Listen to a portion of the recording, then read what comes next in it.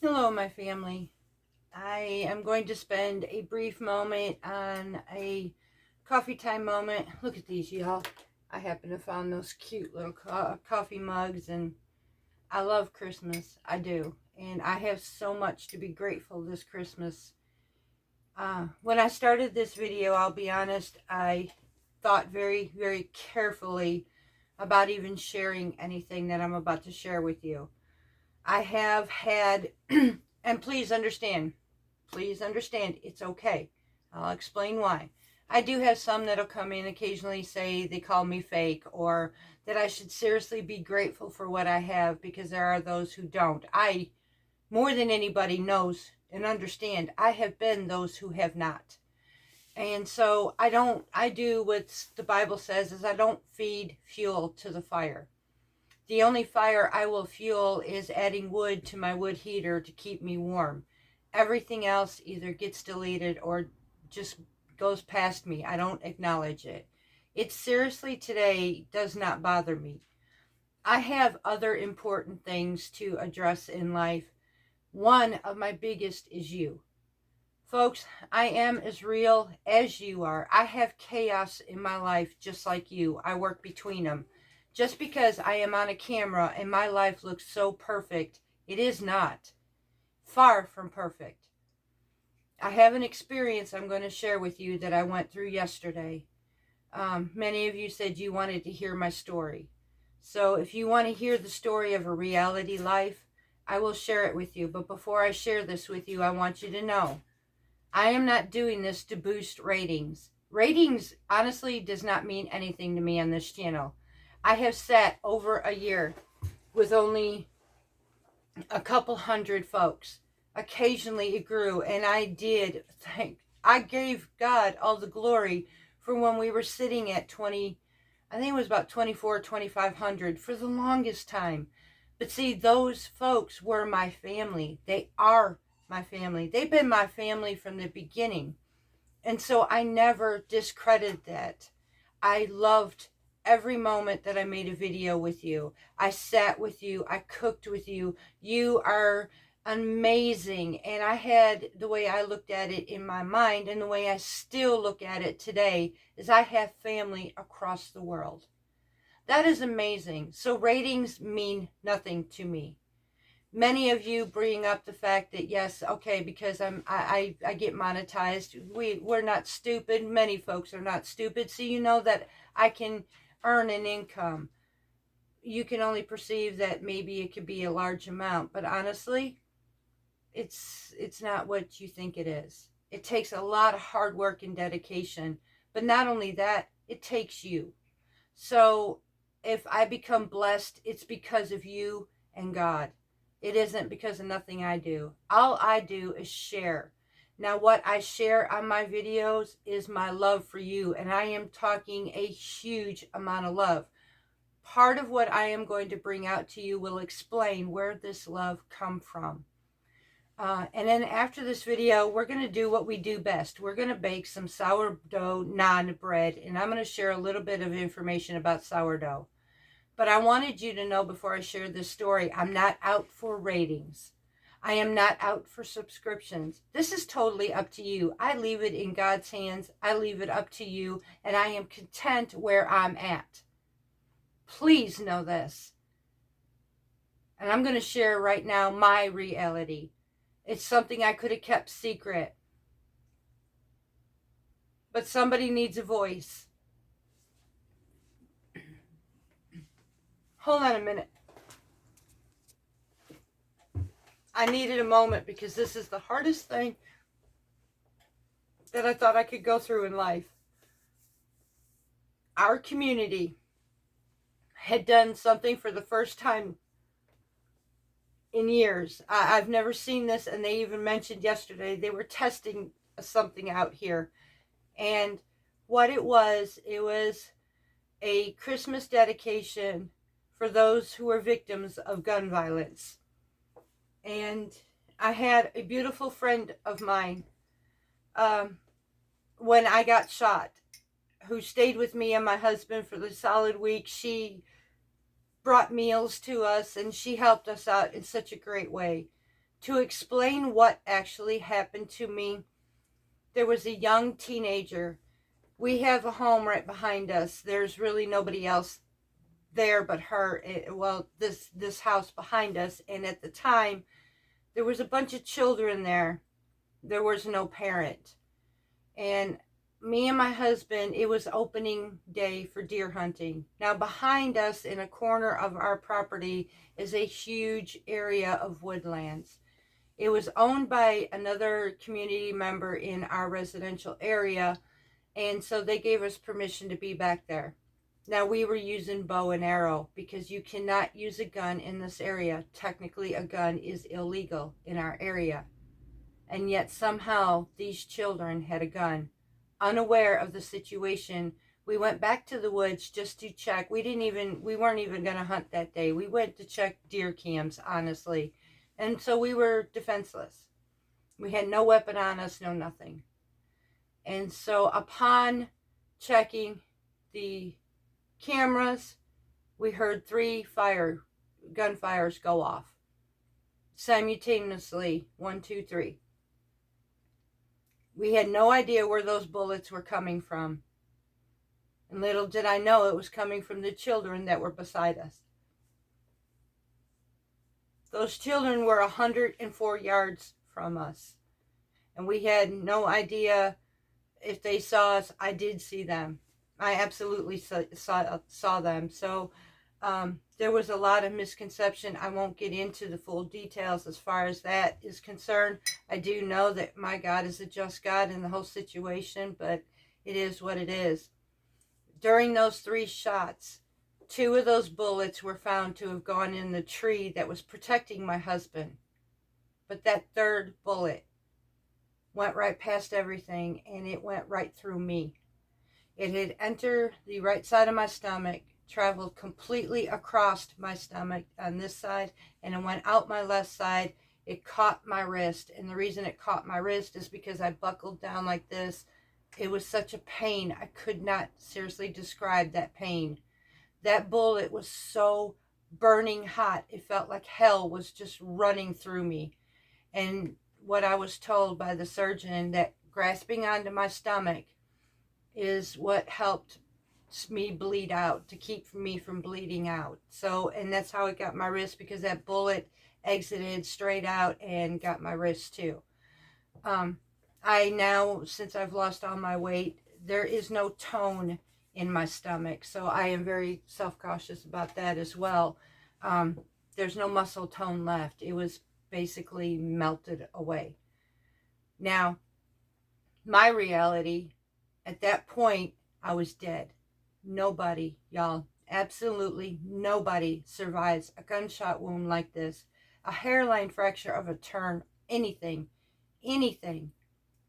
It just, this whole situation has gotten me so baffled, so confused.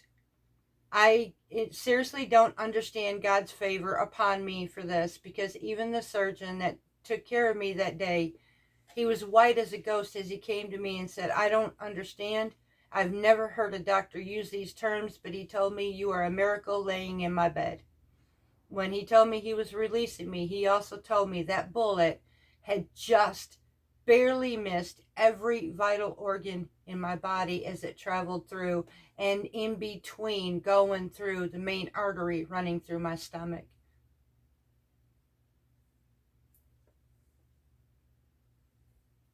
I have no idea why God spared my life, but I thank him for that. At first, I will tell you, I was jealous of the angels because I was going home. And one day, I'm going to have to do this all over again.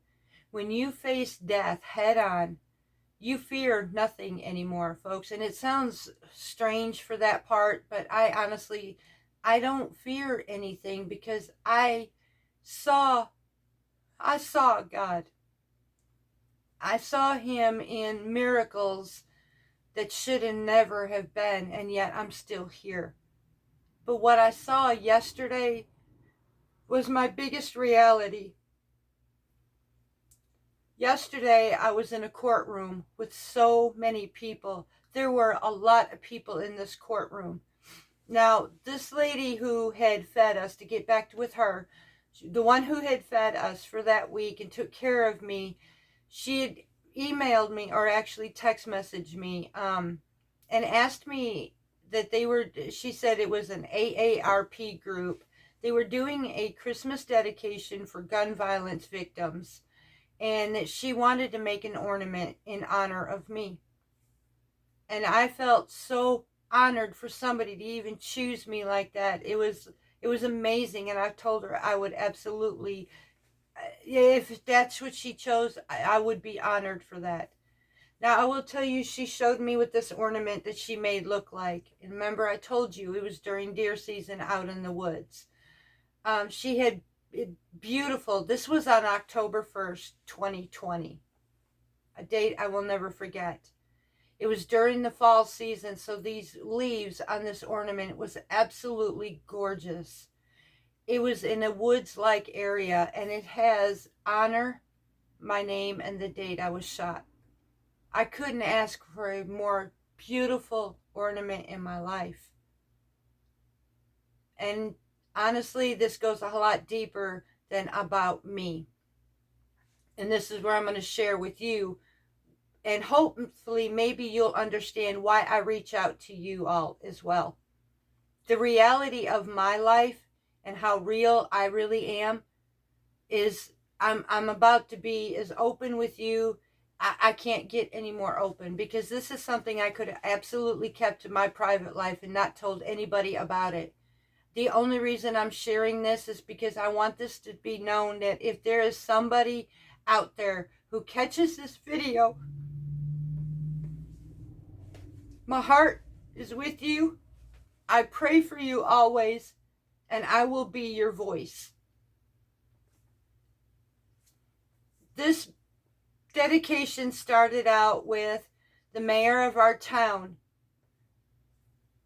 being a blessing to others and thanking the families for being there, and that he was looking for solutions to this problem. Now, mind you, the solution that I will say is, please don't take away our gun rights, because that would leave us completely vulnerable. I was unarmed at the time, and I was vulnerable. So as a victim, I didn't want to be unarmed. What needs to be done is the people behind the gun, not the gun itself. And I will leave it at that. So the weapons, it is what it is. But how this goes about much, much deeper is there was a beautiful dedication, and there was prayer. That prayer, Lord have mercy. There was a gentleman from the high school who had a trumpet, and he played the beautifulest music out of that instrument of the Star-Spangled Banner. And then there was this just lovely lady. She sang the prettiest Christmas song ever. And then it became the dedication to hanging up these ornaments on the tree. And y'all, this is when I completely lost it. During the time of the dedication, though, I did stand up because I realized something.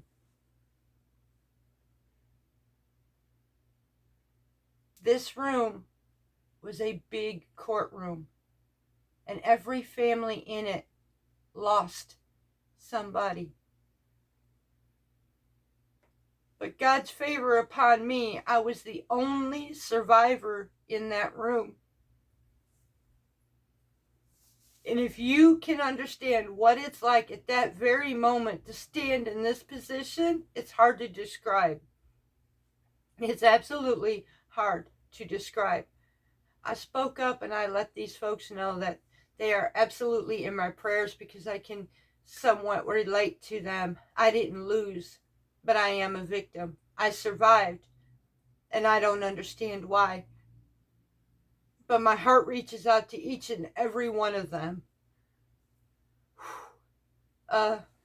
We proceeded, after I spoke to him, to go to the Christmas tree. And this, again, when I completely lost it, as I watched these ornaments get put on the tree, this is one thing I wished I never seen. And not for the fact of being there and not being present with them. The fact is, should not have been that. There should not have been as many ornaments on that tree to decorate a full front of a Christmas tree. Those children's faces on those ornaments, the adults, the love in these families hanging up the member that they lost. And I am a survivor who witnesses this. I don't understand, but I will be their voice. Hold on. Y'all, bottom line is this does not come out to be for me. My heart goes to everybody else, those families and anybody else who is out here. My heart goes out to you. I chose at that point, this is when I became humble. On October 1st, 2020, God showed me something. I was never this person before, y'all. I was a very mean, ugly person in my life. I hated the world. I hated everything in it. I was arrogant. I was judgmental. I was just an ugly person. God has a way to change you. And I allowed him to change my ugly heart from the inside out. I wasn't always this person with my humbleness. I chose to accept it because I wanted to be a different person. I wanted to be loved.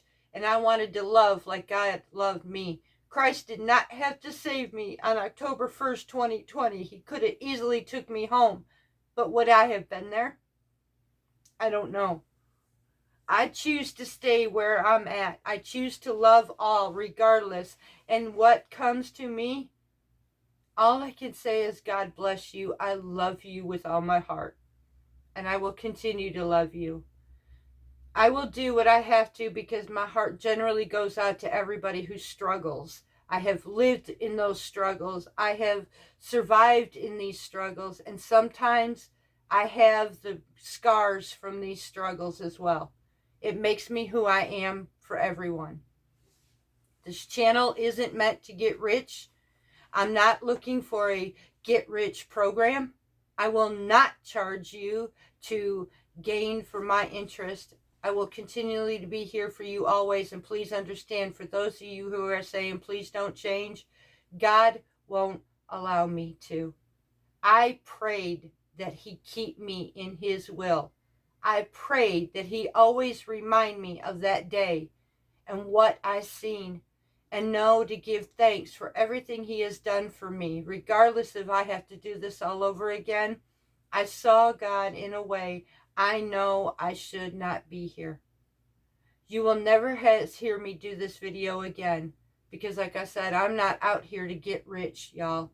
I'm out here for you. I could easily shut this down and be perfectly content. But from what I have seen, I am grateful that I keep this running, and I will. I will continually have you sit here drinking coffee with me, even if it's for a cute little mug like this. I will continue to have you in my kitchen with me because I call you family, I call you friends, and personally, I need you as much as you need me. Just to be honest, I do. You are a way for me to have folks who relate to me, love me, and just be an all-around friend. So, this was a very vulnerable video to open up to you, and it was not an easy task. I prayed about this one first. I don't push my religion, y'all. I just want you to know how I ended up where I'm at. I didn't do this overnight, and it wasn't who I was. I chose to love regardless, and I've taken a lot of abuse and still loved in return because Christ told me something. When it comes to me, turn the other cheek. If it comes to me again, still continue to turn the other cheek. And I pray. You want to talk about the hardest thing to turn my cheek for? There was no justice. The person who done this absolutely got away with it. There was an $82,000 hospital bill that we were stuck with. And there was no victim's compensation anywhere to be accepted.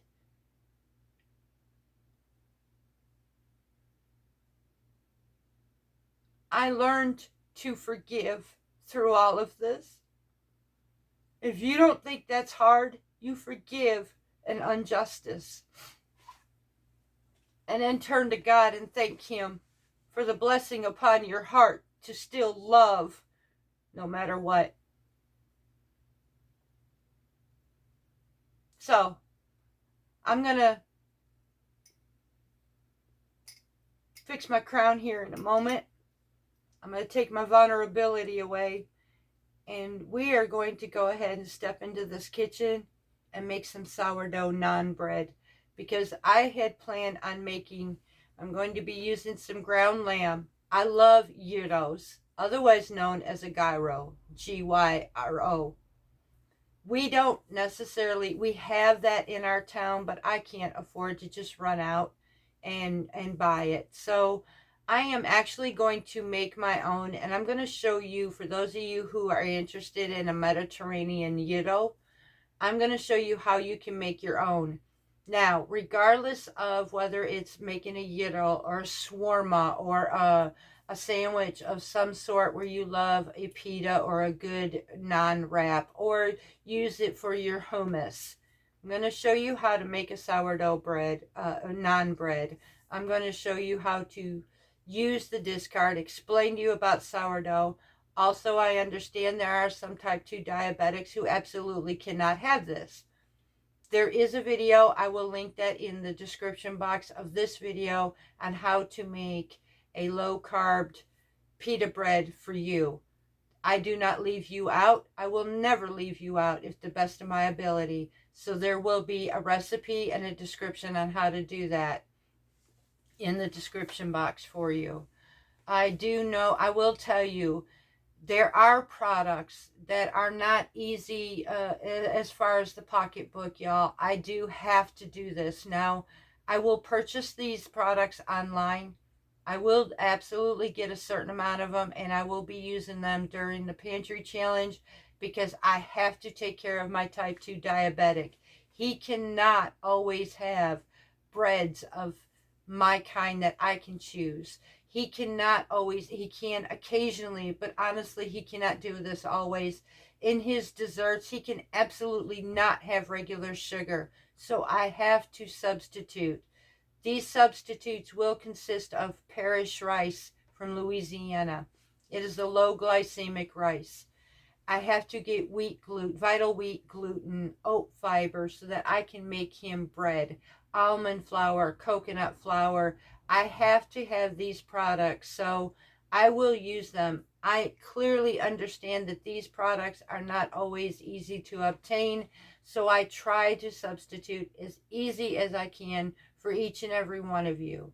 So I have been doing a lot of soul searching and a lot of thinking, and I have something that I may come up with later. But until then, I am trying to keep reality, cost-wise, frugal, however you want to call it. Efficiency is what I call it. So I try to keep my kitchen meals cost-effective, especially right now. So I try to do what I have to do, but know that sometimes even I have to dig in my pockets and budget out how I can be able to take care of my husband. So these products that I've mentioned will be in the pita recipe, just so you know this. The easiest place I've been able to find them is actually on Amazon. So take and be picky and choosy of what you pay for. Read those reviews, y'all. Those reviews are highly, highly important before you start picking a product. So right now, let's go ahead and make some sourdough naan.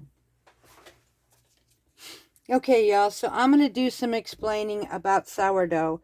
I will tell you, you probably will hear some noise in the background. Our grandchildren are home from school, and they are currently watching TV. So I'm going to try and keep this as much as I can where you can actually hear me. If you hear background noises, I am so sorry. This is our original sourdough starter. Now, I pulled this out of the refrigerator and fed it before I had put it in there. So it's actually still at its base. It will start rising like it is doing now since I pulled it out of the refrigerator. So I don't have to feed this right now. When I do feed this, it'll basically start measuring. Sometimes it will get up to here. And then it'll start climbing down. At this point, that's when I go to feed it. And usually I'll wait till it drops all the way down or in between. I will tell you, if you are going to bake with this, when I talk about the peak point would be the highest mark before your sourdough starts to drop. I had learned this the hard way when it came to baking bread. So you will find it as your dough or your sourdough starter starts to rise. It'll have a bubble over. Well, as it starts to sink, that bubble will start deflating downward. So you will know when you have reached your point. It will change direction from a beveled over rise down to starting to deflate. At this point, I kept wondering, because I would take my dough at this point, my starter, and I would put it in water for the float test, and it always sank. I never could get it to actually float. And so I got very discouraged about my sourdough starter, thinking I'm never going to be able to make bread. Now this, mind you, is a year old. And so if I were to do this now, I still technically, considering to this, I'm not going to be able to make bread yet. Until I learned when to actually test that. Again, that comes at the peak point. The peak point is where I'm going to take a piece of my starter off and put it in water, and sure enough, it floated. So I realized at that point I was able to make bread the whole time. I just didn't know when to test it.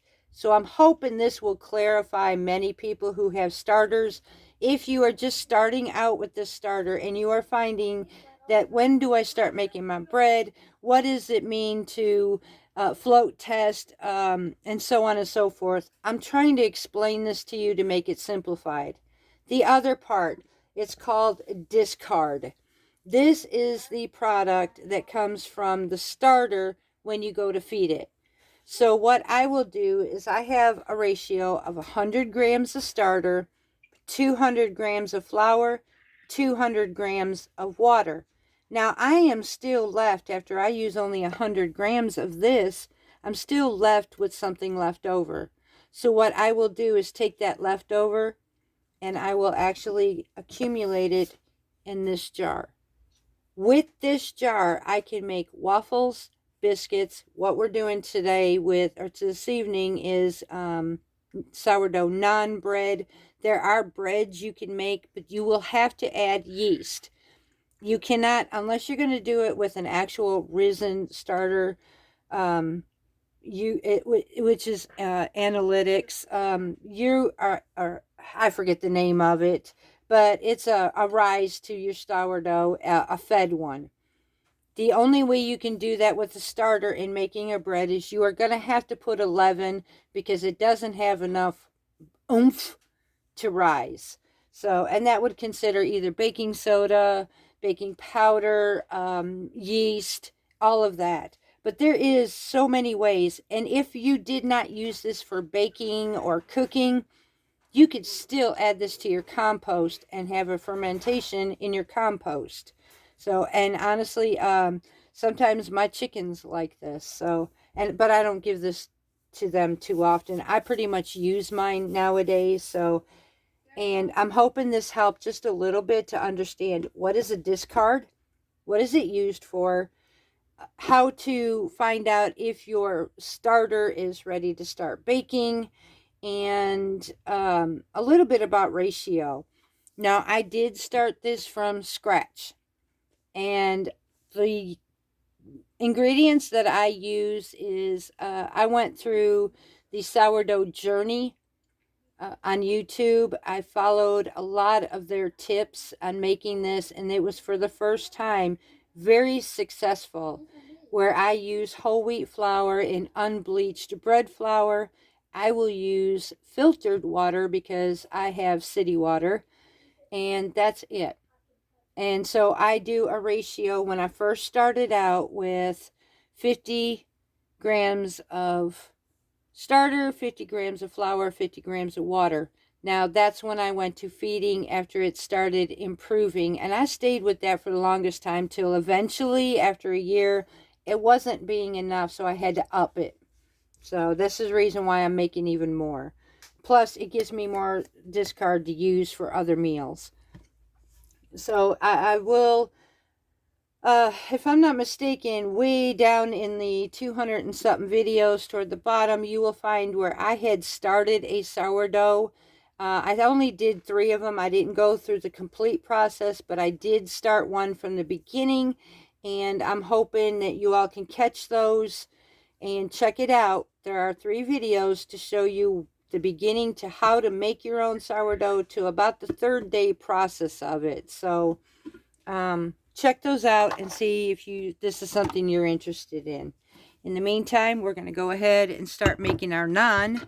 While this is sitting here warming up so it can rise, we are going to use our discard. Now it's still kind of cool in the house, so my discard is cool, but with this kind of recipe it won't matter too much. I can literally, if I want to, I gotta let this rest for 30 minutes, so I will probably use my dehydrator on the proofing method and let this warm up in there. So what I am going to be using is, I'm going to use my mixer to mix this up. You can use your hands. You do not actually need a mixer. This recipe calls for you to actually use your hands, but I have carpal tunnel in both of my wrists, so I use my mixer nowadays. Occasionally, though, throughout the process, I like to feel my dough. It's a strange thing. I love the texture. It just puts me in a happy place, so I will pull it out after so much time and knead it myself. Anyways, I will give you the recipe for this. It calls for 2 cups of all-purpose flour, a teaspoon of baking powder, a teaspoon of salt, 3 tablespoons of olive oil, about 3 tablespoons of butter, which we will use later, a half a cup of Greek yogurt unflavored, a 1/4 cup of milk, and 3/4 cup of sourdough discard. This is more towards the Mediterranean. This is not, and I repeat, not a diabetic friendly product. This will have high amount of carbs. Again, I will put the link in the description box on how to make the low carb pita bread. It is amazing, y'all, and the flavor to that bread tastes so much like a whole wheat or whole wheat grain bread. So I will include that in there so you can watch that, and the recipe is in there. So let's put this together and we will put it in a bowl and let's get started. Okay, so we are going to start with our 2 cups of all-purpose flour. I am going to, because I'm going to put all of my dry ingredients, so I'm going to add our salt in here, our baking powder in here. Make sure I get all of this. Now I'm going to take a whisk and mix this all together.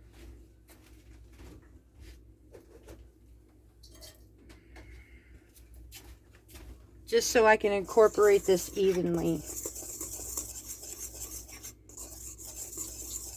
Next, I'm going to include all of my dry ingredients. So, let's see here. Okay. We're going to add our 1/4 cup of milk. You can choose any milk of your preference, even if it's almond milk. I'm going to use my half a cup of unflavored Greek yogurt. Oh, these are going to taste so good, y'all.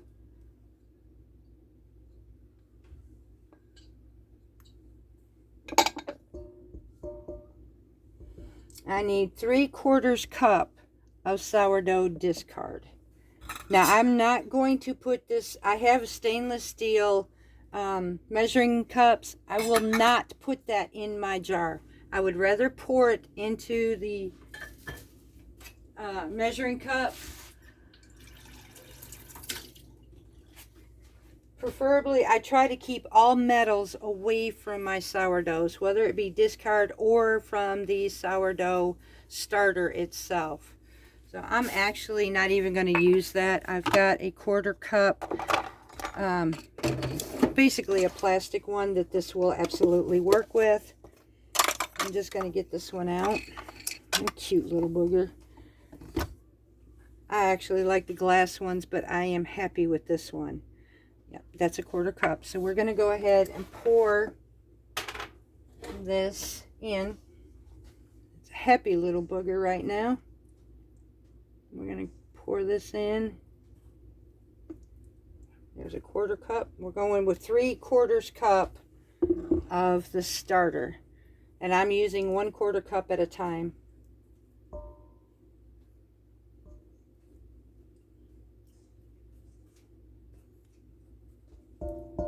There's one. We got 2 more to go.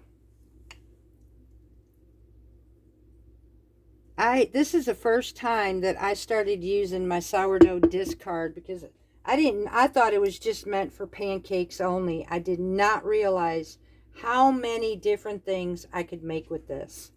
It blew my mind, and I tested it. It was actually really cool, and I was so happy to find out I could use this for so many things that I literally purposely bulked up my discard for this. I've even seen, I'm not sure I would do that, but I've seen people even use them for cookies.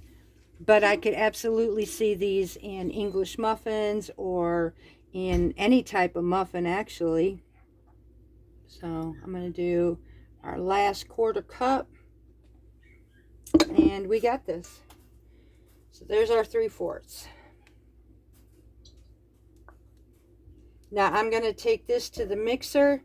I'm going to knock this down a little bit, gather this all together, and then we're going to take this to the mixer and mix this up. And at that point, we will be right back with you. Okay, so we allowed this, I used my mixer just to allow it to come together. And now I'm going to just show you how to actually knead this dough. We're looking for a smooth consistency, and that is it. So, and I'm actually going to use this one that's not going to move around on me so much. So it's got a slightly tacky texture to it, but not enough to stick to you. So I use basically one hand. I will roll it in, and I don't apply a whole lot of pressure. You just want to use the palm of your hand. A lot of ways that I started kneading dough over the years, I realized I was doing it wrong and killing my poor dough. You do not have to mash it to your board. Just roll it. Just use this as your guide, like a rocker. I'm just going to rock this. And then I'm just going to put some slight pressure down, fold it over, and again, light pressure, fold it over, light pressure. I used to mash this thing with all my might to the board, and it was unnecessary because I was tearing my breads. So I just now, just gently, you want to put some pressure to this because you got to work that gluten, but you don't have to kill it. So, and a lot of times I just rest my hand here. I'm not pushing with it. And so I will take it once this one here gets tired. Now I'll do this with one-handed, but I have over the years gotten to the point where I do now. I'll fold it with this hand, roll it with this hand, and so we'll just keep kneading our dough. But I've been doing this for so many years, making homemade bread sauces. I absolutely love it.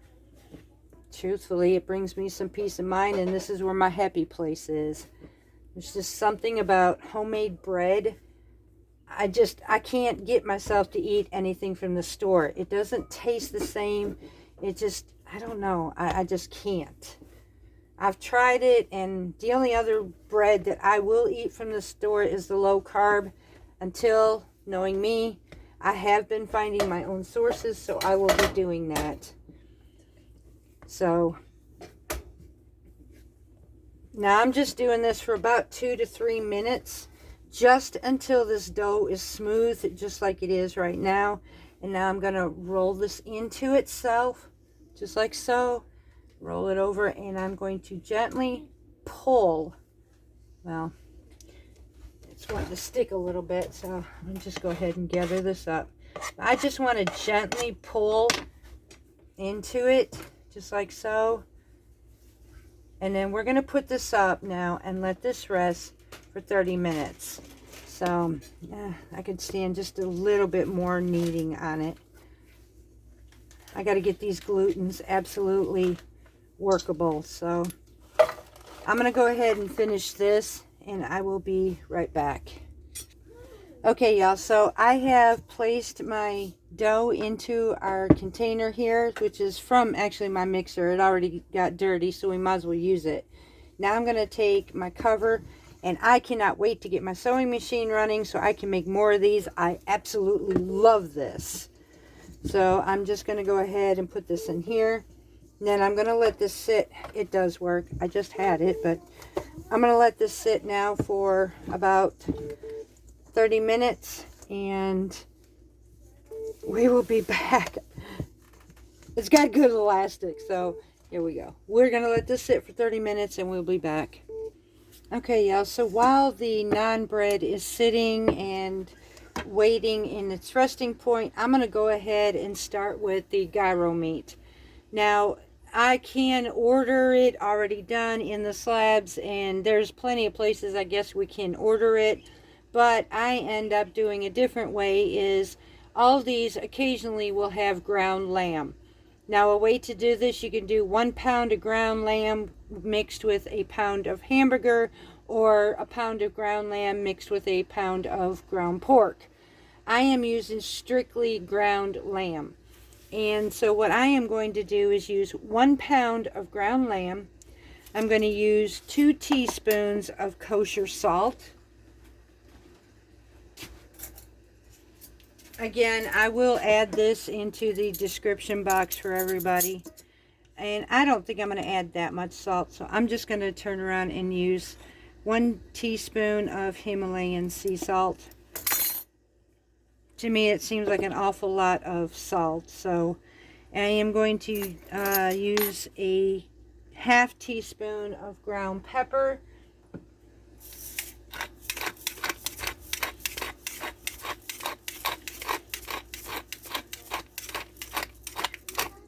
And it calls for 2 tablespoons of fresh oregano. I am actually going to use 1 teaspoon of dried oregano, because when you use it by the dried, it's a little bit more constituted. So I'm going to add a teaspoon of that, just a tad bit more. And then I am going to use some garlic. Now here it calls for 1 clove of garlic sliced. I'm just going to use granulated garlic, and I'm actually going to use it from a jar right now, the minced. So I'm going to use 1 clove, will be approximately 1/2 to, depending on how much you like it, 1 teaspoon of garlic. And now this calls for a ½ of a yellow onion. So I am going to chop some onion up in this, and then we are going to run this through a food processor actually, because we want to make our meat minced. Basically, we want to make it where it will compact very well, because we're going to slice this off in slices to put on our sandwiches, and so that we can fry this up. So let me get my onions in here, and then I will show you how we're going to do this. Okay, y'all, so now that my ingredients are together, I'm just going to actually blend this with my hands right now. Mix all this incorporated in here. Get it distributed well. Now, it does say that I'm actually to allow this to meld together for about at least an hour to overnight. I found it works just as good as this, and I really don't have that kind of time, so we're going to do this now. I've got this all together, so now I'm just going to pop this in my food processor at this moment. And we're going to blend these. These onions and all will mix up very well in this also. So we got this in here. I'm going to close our lid. Now this is a quite noisy processor, so I am going to go ahead and process this to mince, and I will show you what this looks like. So I will get this done and come right back to you. Okay, y'all, so now it looks like this gooey, pasty mess pretty much. So at this point we are finished, and we're going to put this in our bowl. Honestly, I'm just going to go straight to my baking pan. So I have a glass baking pan, and I am going to actually scrape this ingredients inside of it, and we are going to bake this until it is cooked completely through. Now I'm getting this off of here with my blades the way they are at the moment. Go ahead and pull all of this off of here.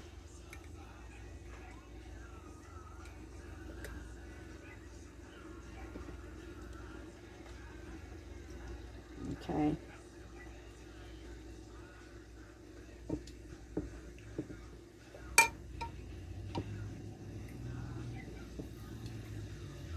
Alright, so that cleans off my blade, the best of my ability, that is.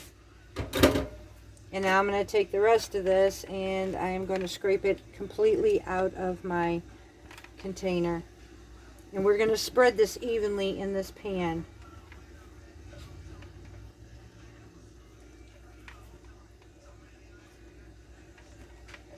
And you can add, if you wanted to make this even more seasoning of Greek seasonings, you can add thyme, basil, Italian seasoning, any of these things that you prefer to use, you can absolutely do that with. So I'm just going to keep it simple, because I am learning that simple flavors really can pack a punch better than I ever imagined. So I'm just going to follow this recipe here, and I will include this in the description with the bread. In case there's any of you out there who know what a gyro is, or some of you who really just might want to try this. If you do not like lamb, you can absolutely replace the lamb with pork and ground beef. You don't have to actually have the lamb. It will have a different flavor, but it will work. So now I'm just spreading this around here in my pan. I want to make sure that there's no air pockets in this. So I'm going to spread it around, and I'm going to pack it down so that I can turn around and bake this.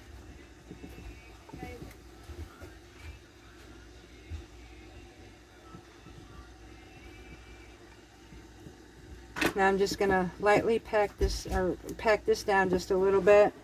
Get these air pockets out. And then I'm going to pop this in the oven until this is cooked completely through as well. So at this point, we will be back. Okay, y'all, so we now have our bread, or our dough has now sat and rested for 30 minutes, and now I'm going to divide this into 6 portions here, and I'm using it on a lightly floured surface, wrapping these up into balls at the moment so that I can roll these out. In the meantime, I'm going to turn my pan on. I am going to take the butter that is in the recipe and add it to my pan so that I can actually get the buttery flavor on our naan. I'm going to eyeball these because some of these look like they're not measured out exactly the same. I kind of eyeball them anymore. So, and I apologize for those who like the quiet background. I get it, but I'm doing the best I can. We do have a family here, so that is part of my reality. So now I'm going to go ahead. I'm going to set this up where I'm going to show you how to do this and how to bake these and how you have your own naan taste so much better than whatever you can buy at the grocery store. And I am actually going to season these with a little bit of some garlic butter to brush on the top of it. So let me set this up. Okay, y'all, so now I'm going to take each one and I'm going to slightly flatten this. While this is on here, we're going to take about a tablespoon of butter and melt it on our pan. I am using a pan called a comal. It is a flat cast iron skillet, And when I do this, it takes it and it makes it really easy to make tortillas and naan breads, flat breads. So I'm going to just take a little bit of this each time. I'm just going to lightly coat my pan with the butter, take the pieces out as I go along, and I'm going to work with it like this. There's the bottom one, Dad. No, it's not. You're on the bottom. I'm going to get my... So I'm just going to turn around and... Oop! Y'all, you get my reality. I'm telling you, that did not work very well. We'll be right back. Okay, so what I am going to do is, for the seasoning of brushing on my naan bread afterwards, I'm going to take 2 tablespoons of butter. I am going to be adding some garlic powder, some oregano to this, some basil, and parsley. So, and all I'm going to do is use this to brush on after they are baked. Put this on low for the moment. And I just might go ahead and just use some, no, I'm going to use the oregano and basil. I want to keep this as Greek as possible. I'm just going to sprinkle in some oregano in here. I'm just doing a couple teaspoons. It's just used for brushing only.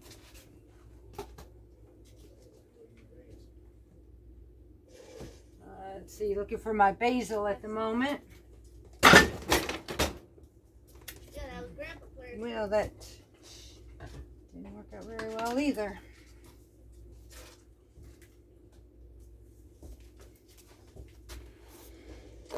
And now my basil. I'm just adding a couple pinches just for flavor in here. Now I'm going to get my garlic powder, mix that in here, place this on my stove and melt it so we can use it for brushing. Now we're going to go ahead and start rolling this out. So I'm looking for a 1/4 inch thick, almost rounded. It's not to be perfect, y'all. This is one of them things you just make it out the best way you can. It's kind of a rustic circle or oval shape, however you want this. I'm just using this for my, as a pita dough for my gyros. You can use this for any meal if you wanted to use it for hummus or anything like that as well. Like I said, you can use this for any curry dish that you have on the side. So now I'm going to take my bread and I am going to place this on top of my skillet. I'm going to let this sit and bubble at first, and then we will flip it over.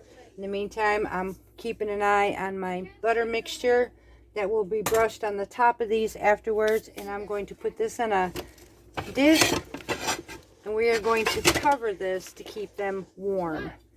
So I'm going to go ahead and roll out some more while I'm waiting for this to cook. You could have told me. And once I get this to that point of bubbling, I'll show you what to do. Okay, y'all, I'm going to try to give you a visual of what this is looking like. Over here, I'm starting to get some bubble puffs up on this. Over on here, on this side as well. It is hard to see with this camera, I understand.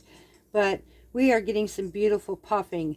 The scent to this is absolutely amazing when it comes to a sourdough smell. I honestly cannot wait to try these. This is actually the first time I'm ever trying a naan bread made out of sourdough, let alone pita. So, and you could, I guess you could use these for a pita if you wanted to, if it were to pop up enough for it. But I'm watching this beautiful puff. These are going to be so good. So I'm still letting these cook. They're going to cook for about 3 minutes on one side, and then I'm going to turn it over. But basically go based by the heat of your pan, by the look of what things would look like. And I mean, we can all have an estimated time, but it all depends on our stoves, ovens, and our pans. So, and I'm using cast iron. Cast iron can at times tend to cook a lot hotter than most other pans. I just happen to love my comal. It's a really nice, easy piece to use. So, again, the family's working, or they're enjoying pretty much a game together. So you will probably occasionally hear them in the back, and I'm sorry. So we're going to go ahead and flip this, and let this cook before I flip this, and we'll be right back. Okay, so I've seen the bottom of this, and now I'm going to go ahead and flip this over. And oh, look at how gorgeous this looks, y'all. Absolutely amazing. I love it. I love it. I love it. I love it. So, and I'm still watching this puff up like a pillow. That's not saying they're all going to do that. I do not flatten this. Let this work on its own. Let it do its thing, because it's cooking on the inside as well. So I'm going to let this sit for about another couple minutes until it gets the same aspect of this, and then we will go on to the next one. And I will show you now, like at this time, once I flip this over, I'm going to take my pastry brush, and this is when I am going to take my butter mixture. It just gives it a little bit more flavored of a butter, and I'm just going to brush this just like this, so. And I'm not going to do this heavily, just nice and lightly, just like this, and we will be right back. And there we have it. That's our first one. And now I take this onto a plate. I'll use a clean towel. These have been used quite a bit of different type of things in life, but they are clean. They're my tea towels. They make perfect coverings for my bread. I'm going to cover this up, and at this point I'm going to finish the next 5, and I will show you. That's pretty much going to be how we make our naan. So we will be right back. Okay, so our lamb loaf is now finished out of the oven. What I end up doing with this is, once this cools off, I'm going to let this cool down so that I can slice them. After I slice these, I am going to go ahead. This video is actually running pretty long at this moment. I will fry these slices up and then add it to our bread. In the community section below, or in the community section, I will add pictures of the finished dish and the sections of where we sliced the meat, fried the meat, so that we can use it to make actual gyros out of. So, and then I've got to turn my bread, as you can see over here. It's starting to puff up some, so I'm going to have to get this one turned over as well. See, sometimes I said this is where you can literally use these for pita after you wanted to too. Let's just continue. This is amazing. Absolutely amazing. This is going to make some great naan. So I'm going to go ahead and finish these off, and I will come right back to you. And that will end this video, y'all. Before it starts getting, the family, when they play together, they really can get loud, and we do have a small house. So when they all gather together in the living room, it can get quite a bit. And I don't want to disturb anybody with our everyday family life at this point. So, and I don't want to deprive them either. So I am going to end this video. Like I said, I've given you enough information here to prepare this lovely meal. Look for the comments, especially those of you who are subscribed. Look in the community section, and I will have photo pictures of the sliced loaf of lamb that we just did, how I fry it up, and then the finished plate on what our gyros look like, all the way down to the Tbsp sauce. So I hope you enjoyed this video. Please understand, I do love you. I make these because I love you. I make these because I do care for many of you. We have seriously lived in your shoes. If you want to be able to visualize, or maybe even slightly feel what I went through that I described in the beginning of this video, all you have to do is just listen to it, close your eyes, and try to put yourself where I was sitting and standing at that moment, and you will be right there with me. You will understand why my heart is so softened, and there's only one who does that for me, and I'm grateful for him. So I love you, each and every one of you. We will be back, and I will be doing some other videos with you where I promise it won't be so chaotic like this, but I can't guarantee all the time that we are going to have quiet time in this tiny little full cabin house. So, and for those of you who asked about, does my family, how do we, work the quarters? We do have an outside camper where we had purchased, and that's what we lived in before we could move in this house. So we share accommodations and we take care of our own. So we are taken care of. God bless you for wondering how we're making it. So until next time, much, much love from Parton's Heritage Homestead.